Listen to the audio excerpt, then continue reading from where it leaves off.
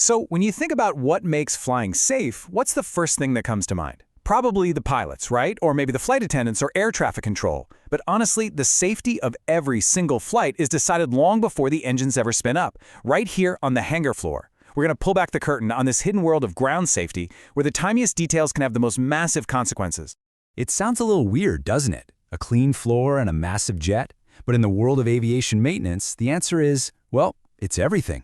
The systems and the discipline on the ground are every bit as critical as the ones flying at 30,000 feet, and you're about to see exactly why. So here's how we're going to break it all down. First, we'll explore the hangar itself, what makes it a purpose-built safe space. Then, we'll get into the human side of things, the unbroken chain of command and process that keeps everyone safe. And finally, we'll spotlight a few critical dangers that show why these rules aren't just suggestions, they're often written in blood. All right, let's start with the physical environment. Now, you might look at a maintenance hangar and think, hey, it's just a giant garage for airplanes, but it is so much more than that. It's a meticulously designed safety system where every single thing you see, from the paint on the floor to the layout of the tool benches, plays a vital role. And it all begins with something that seems almost ridiculously simple: cleanliness. This isn't about making the place look nice for a tour. Nope. Maintaining the absolute highest standards of housekeeping is a fundamental, non-negotiable safety requirement. Of course, it helps prevent slips and falls, but really, it's the first line of defense against a much, much bigger threat. And that threat has a three-letter name that everyone in aviation knows and fears: FOD. It's an acronym you hear constantly on any hangar floor or flight line, and it stands for Foreign Object Damage. It's one of the most serious and persistent risks out there. Just think about it for a second. Something as tiny as a dropped washer, a forgotten rag, or a small piece of safety wire can get sucked into a multi-million-dollar jet engine and cause a catastrophic failure in an instant. This is exactly why that obsession with cleanliness isn't just a suggestion, it's a core survival tactic. And that safety is literally built right into the floor. These lines you see painted everywhere, they're not for decoration. They are a silent visual language that manages the entire flow of the hangar. Walkways keep people safely separated from moving equipment, but those fire lanes, they are absolutely sacred. They have to be kept clear 24/7, no exceptions. Because if a fire breaks out, emergency crews need instant, unimpeded access.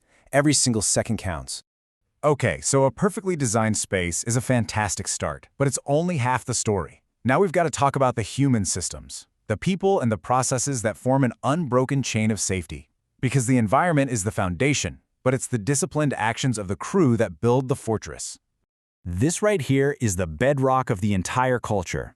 Safety isn't just the supervisor's job, it is everyone's job.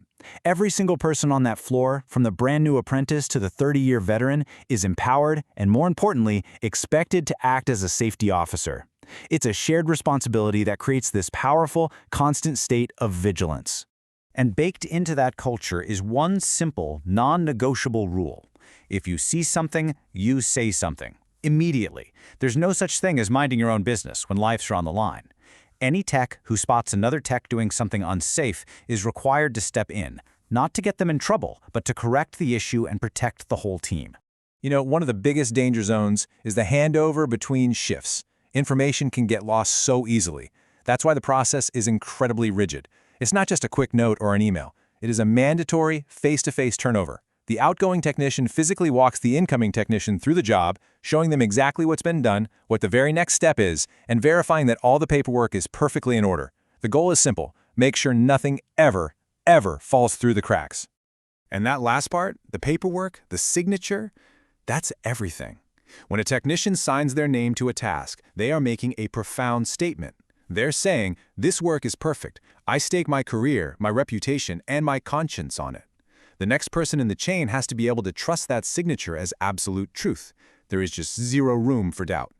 So we've seen the safe space, and we've seen the discipline process. Now, let's zoom in and look at a few specific hazards that show exactly why all of these systems are so incredibly important. These are real-world situations where even a momentary lapse in focus can have, well, literally explosive results. It really doesn't get much more blunt than this, does it? When you're servicing an aircraft's high-pressure oxygen system, even the tiniest, most microscopic trace of oil or grease, we're talking about the residue from a single fingerprint, can combine with pure oxygen and cause a violent explosion. This is why the rules demand the highest standard of cleanliness. It's not hyperbole. It is a fundamental law of physics. Technicians are also trained to be expert firefighters because not all fires are the same. Not even close. If you hit an electrical fire, a Class C fire with water, you could get electrocuted. But even worse is a Class D fire, which involves flammable metals like the magnesium in aircraft wheels. If you hit that with water or even CO2, you can actually fuel the chemical reaction and make the fire more intense.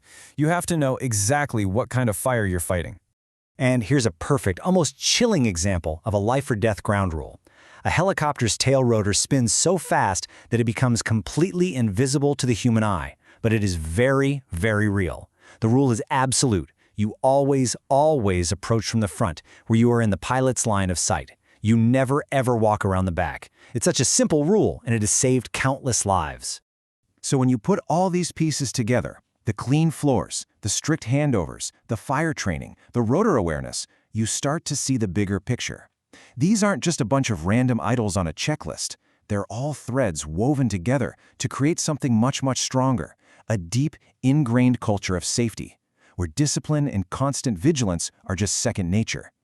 So maybe the next time you're on a plane, settling into your seat and getting ready for takeoff, take just a second to think about that invisible army.